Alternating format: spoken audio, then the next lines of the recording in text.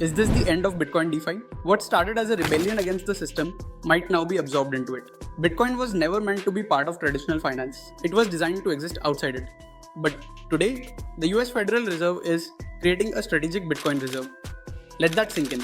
The same institutions that once dismissed Bitcoin are now backing it like gold. And they are not alone.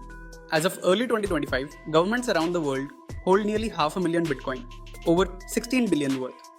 Even the IMF now classifies it as part of the international financial system. This isn't just adoption, it's transformation. Think about what that means. Bitcoin is no longer just a decentralized peer-to-peer currency. It's becoming a strategic, regulated asset. And when that happens, everything changes. The focus is shifting from open innovation to hardened security, from community-driven experiments to compliance, custody, and control. But here's the tension. As Bitcoin gets pulled deeper into traditional finance, where does that leave Bitcoin DeFi? The grassroots developers, the open protocols, the trustless apps that don't ask for your ID or your permission. The number of developers in crypto dropped last year, but experienced devs are more active than ever. Why? Because the game is changing, and not everyone's invited to the next level. Some will say this is Bitcoin's maturity.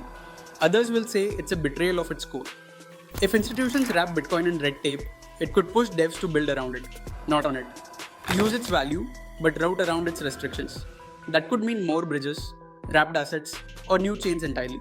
So the real question isn't, is Bitcoin still decentralized? It's, can it stay decentralized when the system it was built to escape is now the one holding the keys? Follow us for more crypto stories.